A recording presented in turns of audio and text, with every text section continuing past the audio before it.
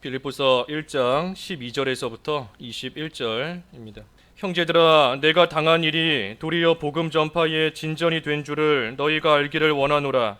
이러므로 나의 매임이 그리스도 안에서 모든 시위대 안과 그 밖의 모든 사람에게 나타났으니 형제 중 다수가 나의 매임으로 말미암아 주 안에서 신뢰함으로 겁없이 하나님의 말씀을 더욱 담대히 전하게 되었느니라.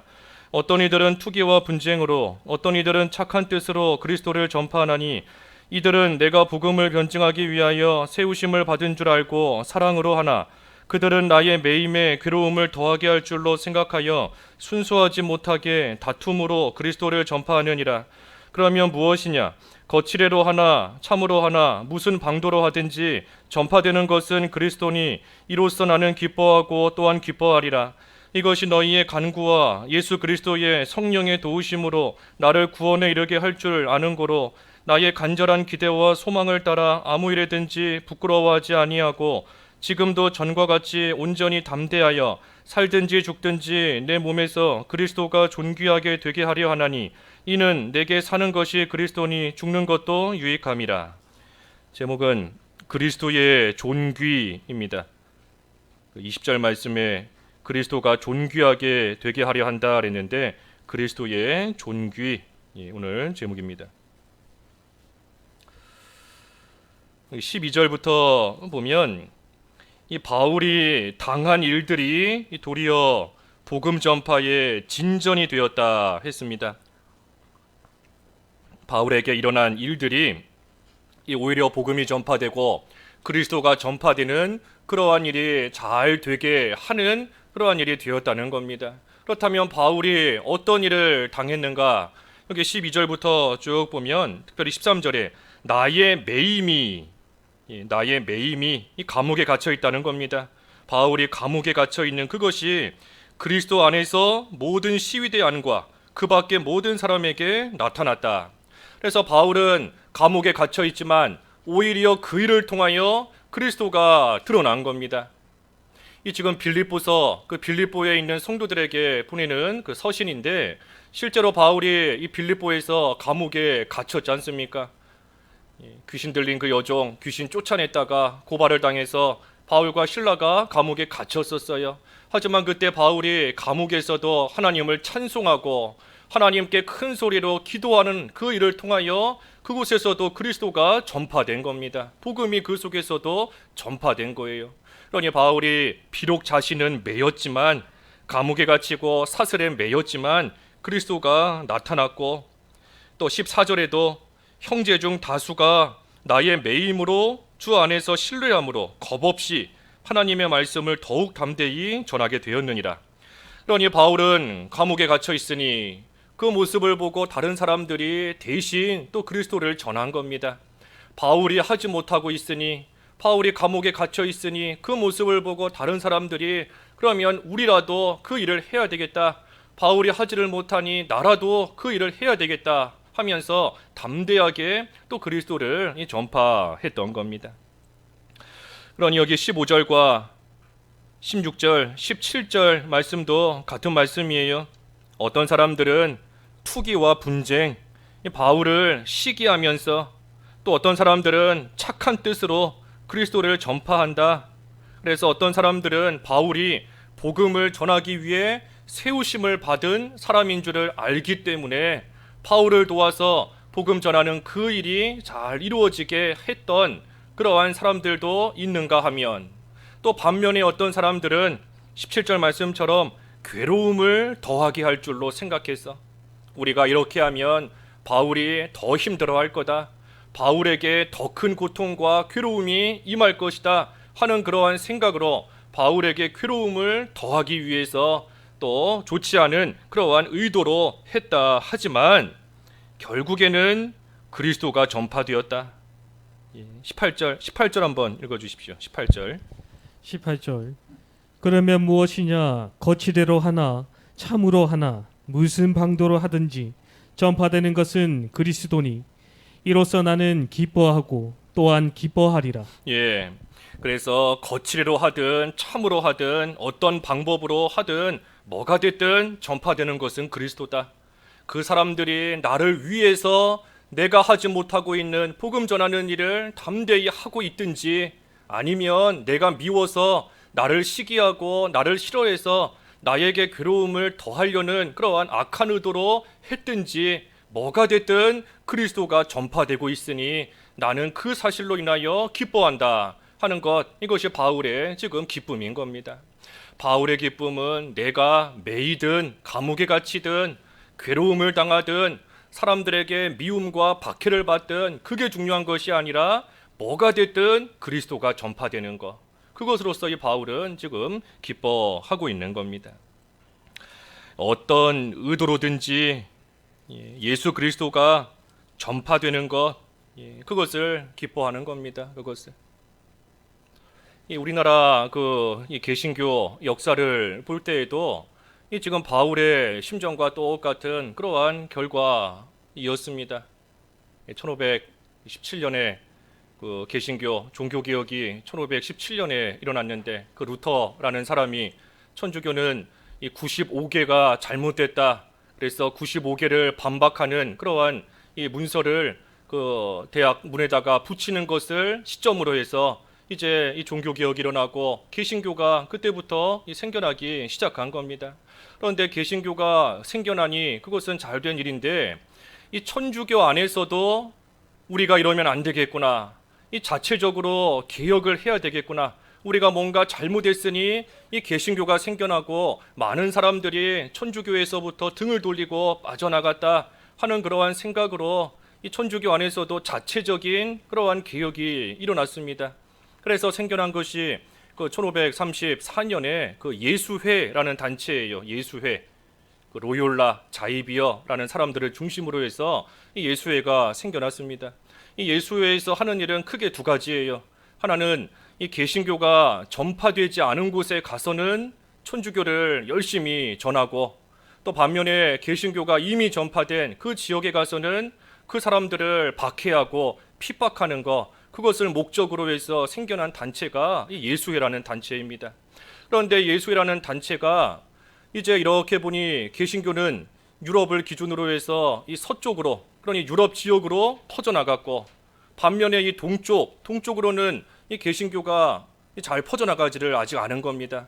그러니 예수회가 이 동쪽을 향해서 퍼져나갔어요. 그러다 보니 인도를 거쳐서 중국을 거쳐서 이 일본에까지 이르게 된 것이고, 일본을 통해 결국 우리나라에도 그 임진왜란 때 1594년에 저기 경상남도 그 창원 지역을 통해서 이 처음으로 그 외국인 신부, 천주교 신부가 우리나라에 이 첫 발을 디디게 된 겁니다.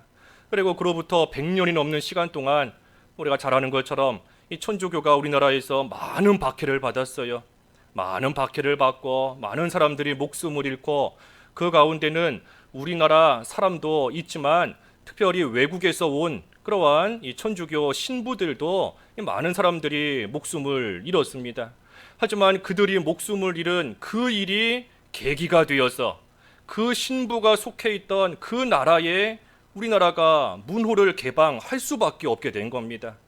그래서 우리나라가 그 1800년 후반대에 1876년부터 해서 쭉 이렇게 미국이나 프랑스나 일본이나 이 문호를 다 개방하게 되었고, 그렇게 되니 개신교 선교사들이 들어오게 된 겁니다.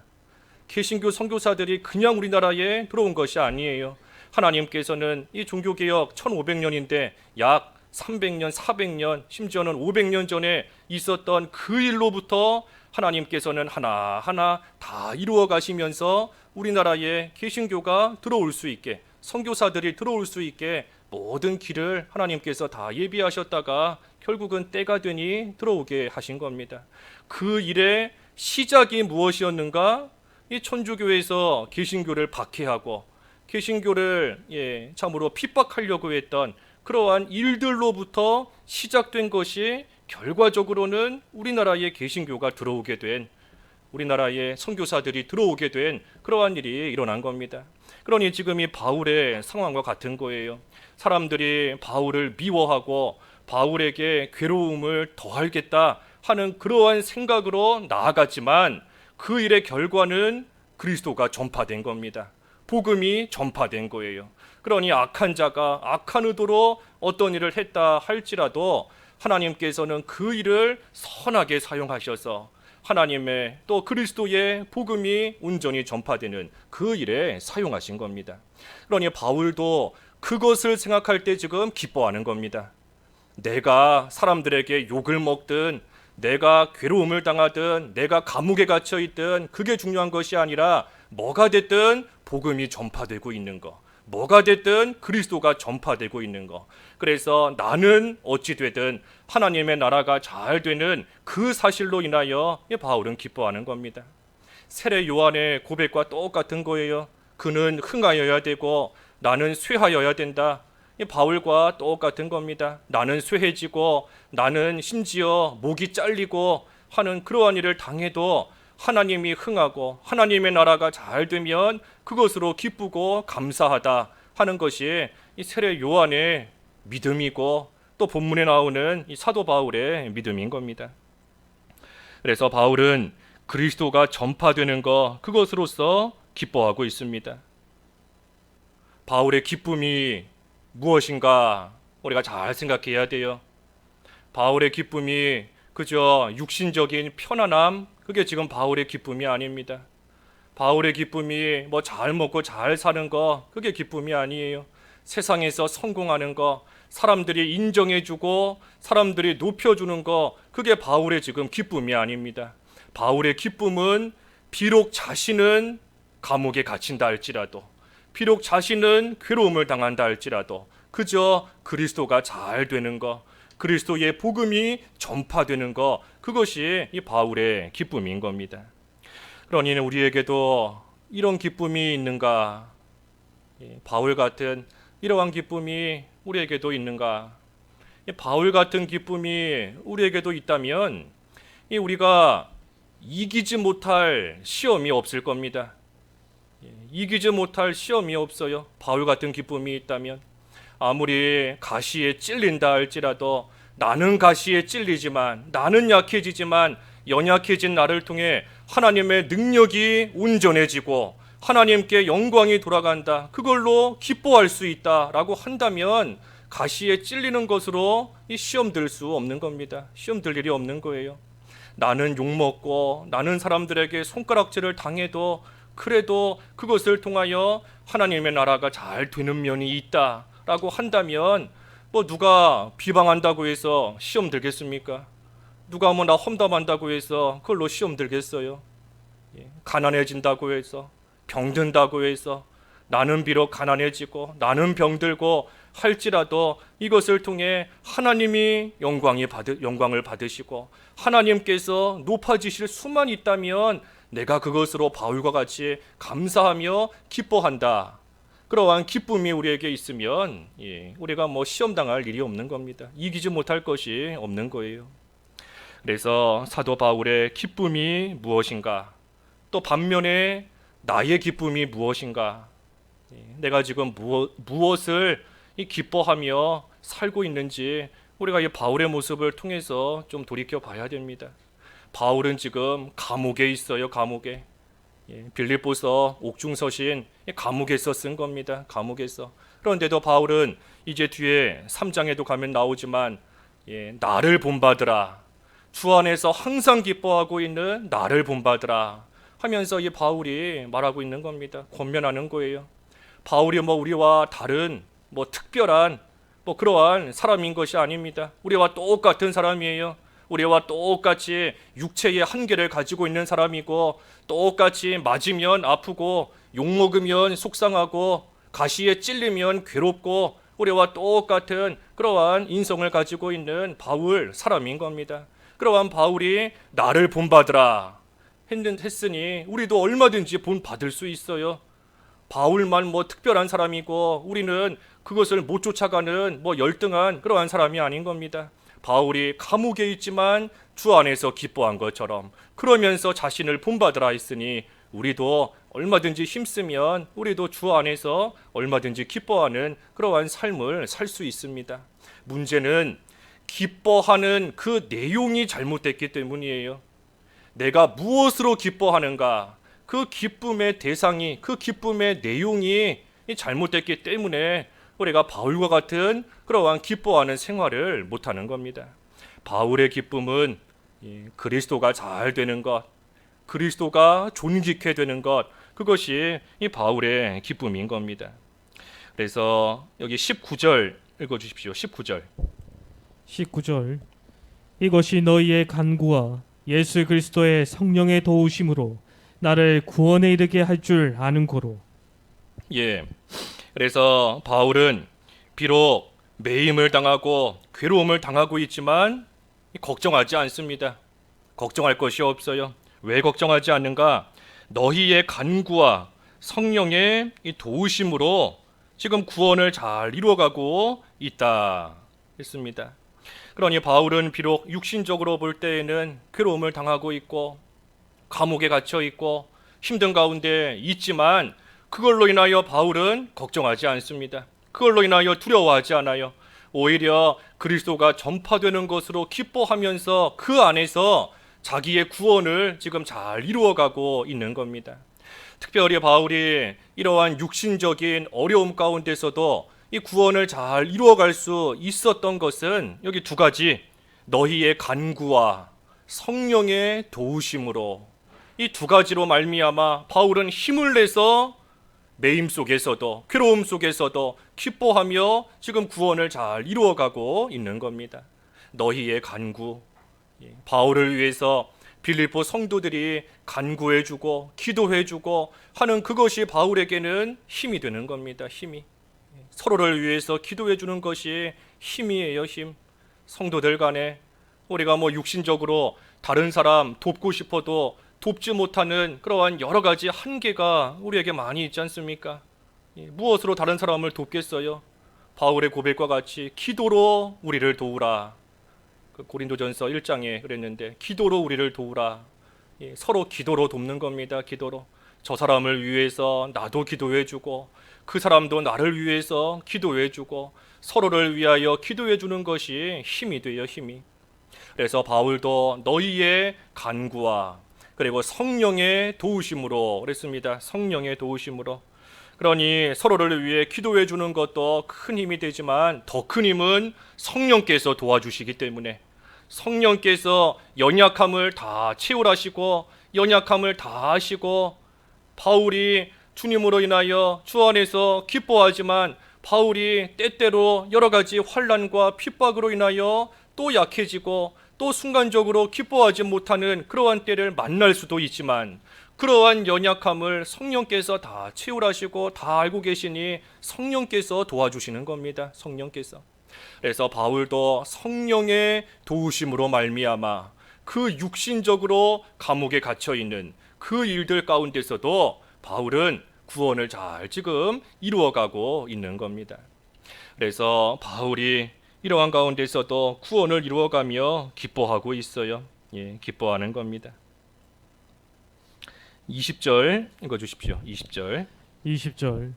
나의 간절한 기대와 소망을 따라 아무 일에든지 부끄러워하지 아니하고 지금도 전과 같이 온전히 담대하여 살든지 죽든지 내 몸에서 그리스도가 존귀하게 되게 하려 하나니. 이 매임과 괴로움 속에서도 바울은 구원을 잘 이뤄가고 있기 때문에 자신이 약해지고 병들고 하는 것은 바울에게 걱정이 아닙니다.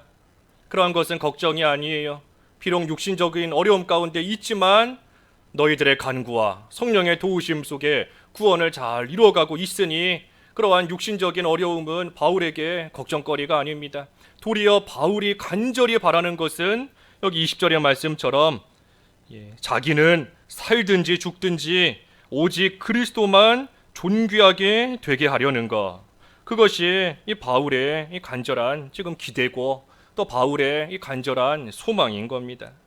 그래서 바울이 바라는 것은 어떻게 하든 예수 그리스도의 이 십자가와 부활이 나를 통해서 잘 전해지고 그리고 나를 통해서 예수 그리스도가 존귀하게 되기만 한다면 나는 살아도 그만이고 나는 죽어도 그만이다 하는 것, 그것이 이 바울이 지금 바라며 또 기대하고 있는 겁니다. 그러니 바울은 예수 그리스도가 그저 존귀하게 되기만, 그리스도가 존귀하게 되기만을 바라고 있는 거예요. 바울에게 있어 가장 귀한 것이 뭔가? 예수 그리스도. 바울에게 있어 자기의 목숨보다 귀한 것이 뭔가? 예수 그리스도인 겁니다. 그러니 내가 살아도 내가 죽어도 그저 내 몸에서 그리스도만 존귀하게 되면 나는 그것으로 기쁘고 그것으로 족하고 그것으로 감사하며 또한 그뿐 아니라 그것이 나의 간절한 소망이다. 나의 간절한 기대이다. 그래서 바울이 예수 그리스도를 가장 존귀하게 여기고 있습니다. 바울이 그리스도를 가장 존귀하게 여기는 이유는 이 그리스도가 생명이기 때문입니다. 그리스도가 생명이기 때문이에요. 생명. 그 바로 밑에 21절에도 이 21절의 말씀이 여러 가지 뜻이 있지만 내게 사는 것이 그리스도다. 그랬습니다. 내게 사는 것이 그리스도다. 그러니 바울은 그리스도를 자기의 생명으로 삼고 있는 겁니다. 내가 그리스도로 말미암아 영원한 생명을 얻었고 내가 그리스도로 말미암아 구원을 받았고 그리스도로 말미암아 나는 영원한 하늘나라의 백성이 되었으니 그러니 나를 그러한 자 전에는 내가 죄인 중에 괴수였지만 이제는 나를 하나님 나라의 백성으로 되게 해주신 그것이 바로 그리스도이니 이 그리스도가 나에게 있어서는 가장 귀한 것이다. 그리스도가 나의 생명이고 그리스도가 나에게 가장 귀하고 그러니 내가 사는 것이 그리스도이다 하는 것이 이 바울의 고백인 겁니다. 우리가 예수 그리스도를 얻으면 다 얻는 거예요. 그리스도가 생명이기 때문에 우리가 아무리 귀한 것을 많이 가지고 있어도 생명을 잃어버리면 아무 소용 없습니다. 아무리 부귀영화를 누리고 세상에서 제일 큰 나라의 왕이다, 대통령이다, 제일 가는 부자다라고 할지라도 생명을 잃어버리면 아무 소용 없어요. 그러니 우리가 예수 그리스도를 얻으면 다 얻는 겁니다. 다 얻는 거. 가진 것이 없어도 내가 지금 지니고 있는 것이 없어도 예수 그리스도를 얻으면 다 얻는 거예요. 그러면 죽는 게 아닙니다. 반대로 내가 가지고 있는 거 다 아무리 내가 이 세상의 것 다 뺏기고 다 잃어버려도 예수님이 있으면 다인 것이고 반대로 나에게 모든 것이 있다 할지라도 예수님 잃어버리면 다 잃어버린 거예요. 다 잃어버린 거. 사는 게 아닌 겁니다.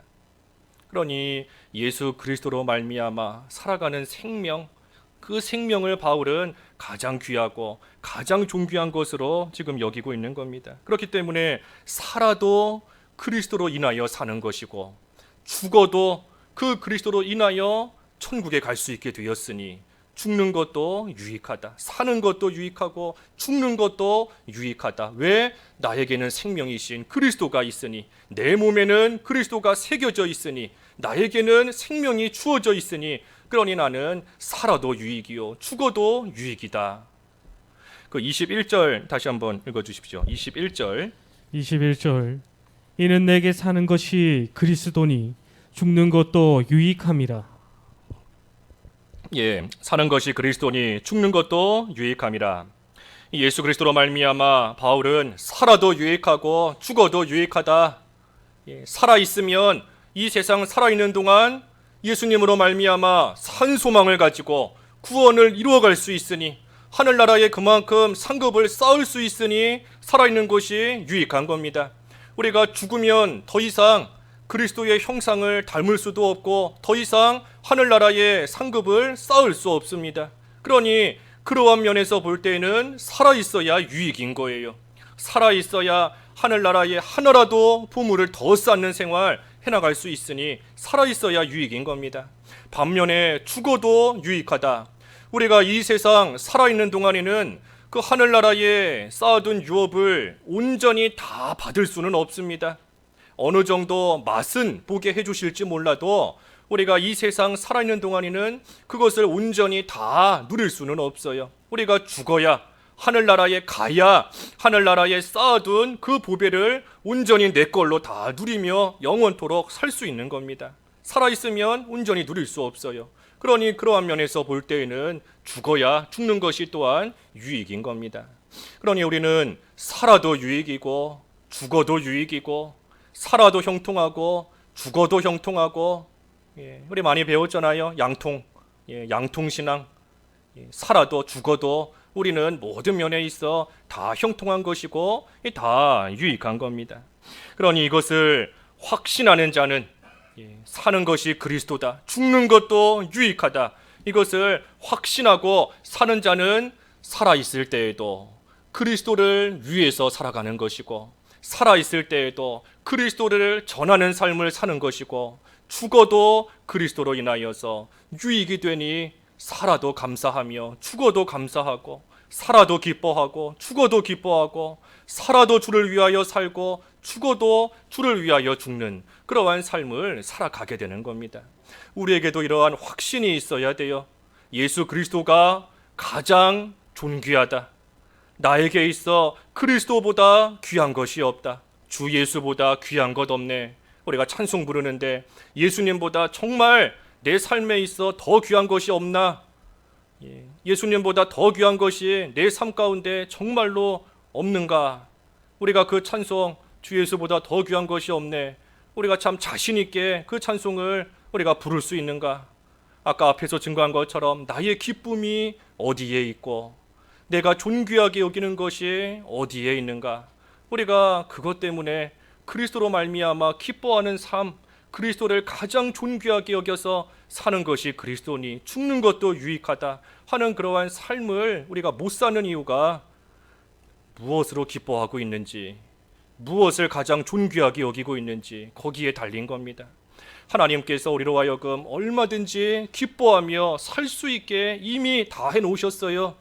하나님께서 우리로 하여금 예수님을 나의 생명으로 삼고 예수님으로 인하여 항상 기뻐하는 삶을 살 수 있게 이미 우리를 다 만들어 놓으셨는데, 그런데 우리가 자꾸만 다른 것을 기쁨으로 삼으려고 하고 다른 것을 존귀하게 여기고 나아가니, 그러니 우리가 참된 기쁨 누리지 못하고 참으로 예수님으로 인하여 살고 죽는 그러한 삶을 우리가 지금 못 살고 있는 겁니다. 그래서 못 살고 있는 거예요. 바울은 사는 것이 그리스도다 그랬습니다. 사는 것이 그리스도다. 사는 것이 돈이다 하지 않았어요. 사는 것이 돈이다, 사는 것이 자존심이다, 사는 것이 명예다, 사는 것이 자녀다 그러지 않았습니다. 바울은 사는 것이 그리스도니, 사는 것이 그리스도니, 온전히 바울의 몸에서, 자기의 몸에서 그리스도만이 존귀하게 되는 것, 그것이 바울이 살아가는 이유이고 바울이 사는 목적인 겁니다. 어려움 속에서도 우리도 내 몸에서 좀 그리스도가 존귀하게 되는 그러한 삶을 우리도 좀 살아야 됩니다. 그리스도가 존귀하다라고 한다면 또 우리가 그 사실로 인하여 우리가 모든 것 또한 이길 수 있어요. 아까 그리스도가 잘 되는 것이 나의 기쁨이다라고 하면 우리가 이기지 못할 시험이 없다 그랬지 않습니까? 마찬가지예요. 그리스도가 가장 존귀하다라고 한다면 또한 우리가 이기지 못할 환난이 없습니다. 나를 존귀하게 여기니 내가 욕먹는 게 싫은 것이고, 나를 존귀하게 여기니 내가 병드는 게 싫은 것이고, 나를 존귀하게 여기니 내가 잘 되지 못하는 거, 남들에 비해서 잘 못 사는 거, 어려움 겪는 거, 그것을 견디지 못하는 겁니다. 내가 사는 것이 무엇인가? 내가 사는 것이 그리스도다. 바울의 고백, 참 짧은 고백이지만 귀한 겁니다. 내가 사는 것이 그리스도니 죽는 것도 유익함이라.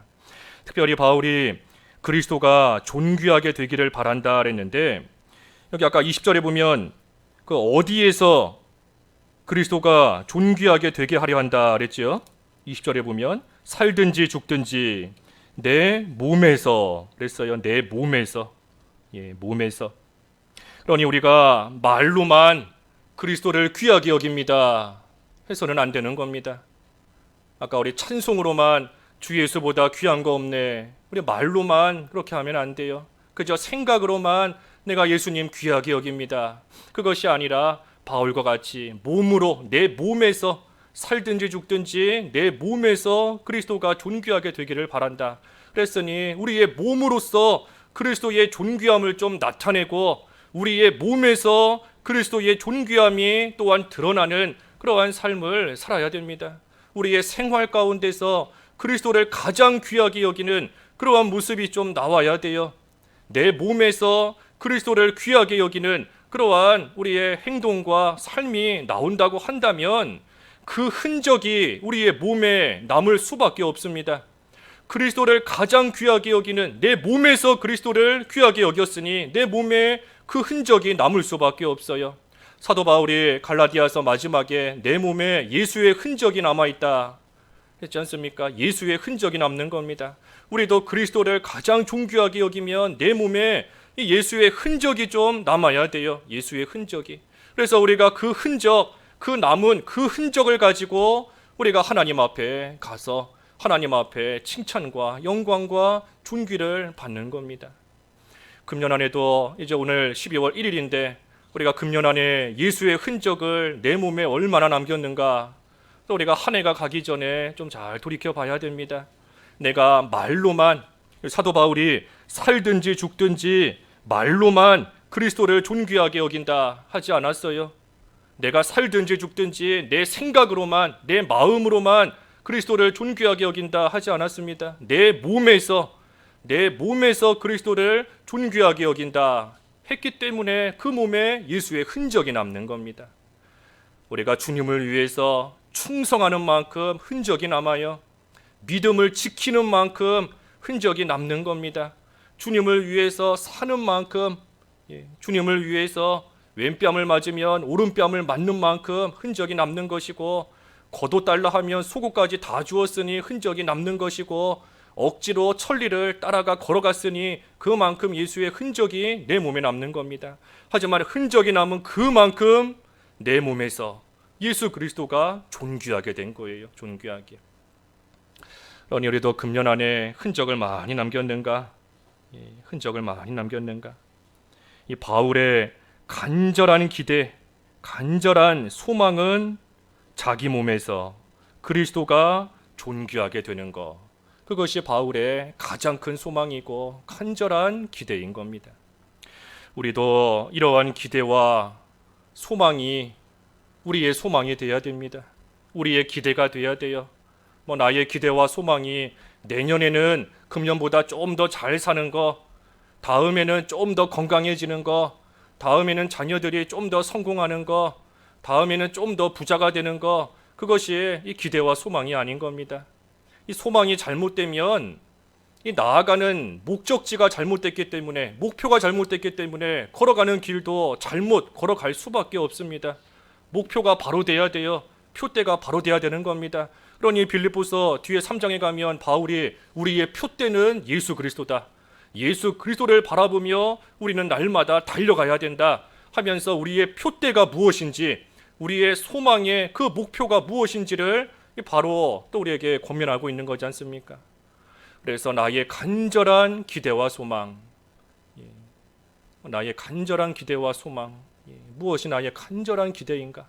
무엇이 나의 간절한 소망인가? 우리가 오늘도 하나님 앞에 기도로 하루를 시작하고 또 예배하기 전에도 기도하고 분명히 하나님 앞에 간구하는 바가 있을 거예요. 간구하는 바. 하나님께서 오늘 하루도 이러한 하루 되게 해달라. 하나님께서 남은 나의 삶도 이러한 삶이 되게 해달라. 어떤 기대를 가지고 기도하셨나요? 무엇을 가지고 소망하며 기도하셨나요? 이제는 우리가 이 바울과 같이 참으로 그리스도께서 살든지 죽든지 내 몸에서 그리스도만이 존귀하게 되는 그러한 소망을 가지고, 그러한 기대를 가지고 우리도 좀 기도하면 우리도 바울과 같이 항상 기뻐할 수 있는 겁니다. 예수 그리스도를 존귀하게 여기는 그 결과가 있어요. 결과가 뭔가? 오늘 여기 본문에 보면 아까 20절 다시 한번 읽어주시죠. 20절 나의 간절한 기대와 소망을 따라 아무 일에든지 부끄러워하지 아니하고 지금도 전과 같이 온전히 담대하여 살든지 죽든지 내 몸에서 그리스도가 존귀하게 되게 하려 하나니. 우리가 살든지 죽든지 내 몸에서 그리스도가 존귀하게 되는 것, 그것이 우리의 간절한 기대고 소망이다라고 한다면 우리도 여기 20절의 말씀처럼 온전히 담대할 수 있습니다. 부끄러워하지 아니하고 어떤 일을 당해도 부끄러워하지 아니하고 우리도 온전히 담대한 그러한 생활을 해나갈 수 있어요. 왜? 사는 것이 그리스도니 죽는 것도 유익한 줄을 알기 때문인 겁니다. 그 사실을 알기 때문에 어떠한 육신적인 일을 만나도 부끄러울 것이 없어요. 두려울 것이 없는 겁니다. 왜? 내가 사는 것은 그리스도고 나는 죽는 것도 그리스도 안에서 유익하다 하는 것을 알고 있으니, 그러니 어떤 일과 어떤 형편을 당해도 담대하게, 온전히 담대하게 나아갈 수 있습니다. 지금도 전과 같이 그랬어요. 지금도 전과 같이, 그러니 감옥에 갇히기 전과 똑같이 지금도 담대할 수 있는 겁니다.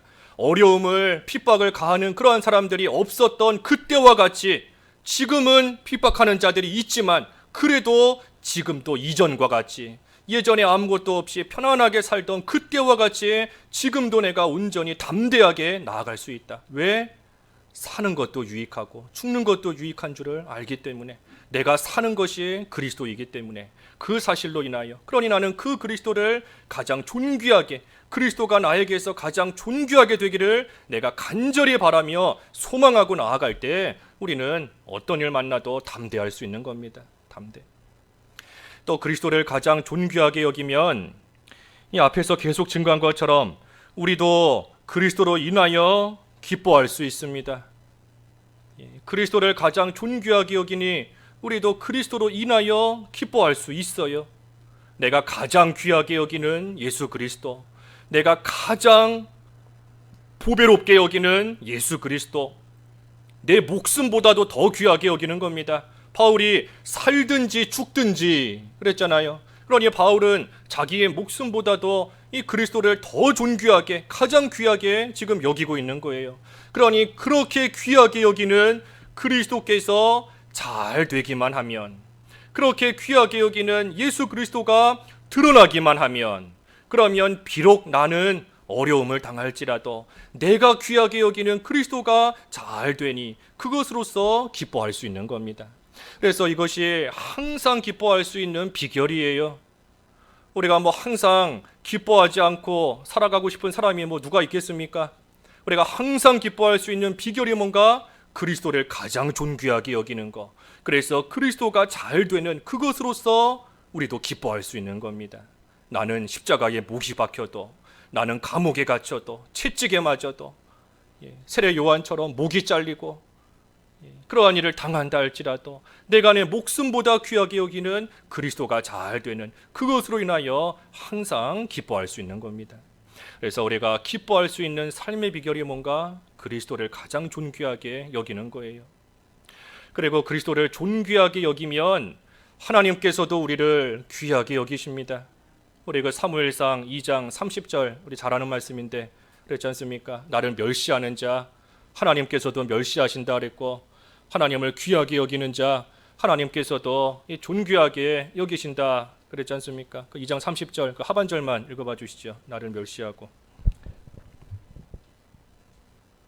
나를 존중히 여기는 자를 내가 존중히 여기고 나를 멸시하는 자를 내가 경멸하리라. 그래서 하나님을 존중히 여기고 존귀하게 여기면 하나님께서도 그런 나를 귀하게 여겨주십니다. 그러니 우리가 기뻐할 수 있는 이유가 뭔가? 먼저는 내가 귀하게 여기는 예수님이 잘 되니 그걸로 기뻐할 수 있는 것이고, 그뿐 아니라 하나님께서도 나를 귀하게 여기시니 그러니 우리가 기뻐할 수 있는 겁니다.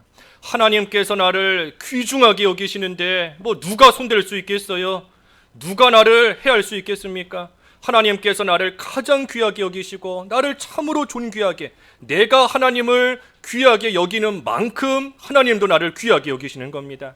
내가 그리스도를 존귀하게 여기는 만큼 하나님께서도 나를 존귀하게 여기시는 거예요. 그러니 예수 그리스도를 내 몸에서 살든지 죽든지 가장 존귀하게 여기는 그 삶이 우리로 하여금 어떤 일을 만나도 온전히 담대하게 나아갈 수 있는 그러한 힘이 되는 것이고, 어떠한 일을 만나도 항상 기뻐할 수 있는 그러한 또 힘이 되는 삶인 겁니다. 그래서 그리스도의 존귀 그랬어요. 그리스도의 존귀. 내가 과연 무엇을 귀하게 여기고 있는가? 예수의 흔적이 나에게 얼마나 남아 있는가? 우리가 참 이 본문을 생각할 때 우리의 삶을 이렇게 돌이켜 봐야 될 것들이 참 많습니다. 무엇을 귀하게 여기고 있는가? 내가 무엇으로 기뻐하고 있는가? 내가 이런 일 생기면 기뻐하는데, 저런 일 생기면 기뻐하는데, 그런데 정작 예수님으로 인하여서 주님의 일이 잘 되는 것으로 기뻐하는 그러한 삶을 사는가? 무엇으로 기뻐하며 무엇을 귀하게 여기는지 우리가 오늘 본문을 통해서 좀 잘 생각해 봐야 됩니다. 그래서 바울의 간절한 기대와 소망은 그리스도께서 존귀하게 되는 것이다. 그러한 기대와 소망이 있기 때문에 바울은 사는 것이 그리스도요, 죽는 것도 유익하다 하는 그러한 고백을 할 수 있는 겁니다.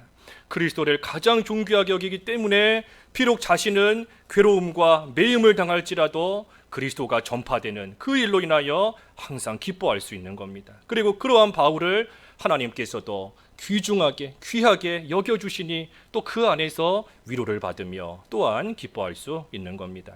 그래서 그리스도의 존귀, 우리도 그리스도를 가장 존귀하게 여기는 그러한 삶이 되어야 되겠습니다.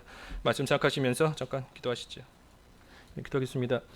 하나님 아버지, 사도 바울은 그리스도가 존귀하게 되는 것을 간절한 기대와 소망으로 삼았기 때문에 비록 자신은 매임과 괴로움을 당할지라도 그리스도가 전파되고 복음이 전파되는 것으로 기뻐하였다 하였습니다. 하나님, 저희도 살든지 죽든지 저희 몸에서 그리스도가 존귀하게 되기를 바람으로써 사는 것이 그리스도니 죽는 것도 유익하다는 고백과 또 믿음과 마음을 갖게 하여 주시옵시고, 주님이 잘 됨으로써 항상 기뻐할 수 있는 그러한 삶, 또 온전히 담대할 수 있는 그러한 삶을 살아감으로써 육신적으로 어떠한 일을 당해도 주님 안에서 기뻐할 수 있는 삶을 살아갈 수 있는 저희들 다 될 수 있게 하여 주시옵소서. 예수님의 이름으로 기도하옵나이다. 아멘.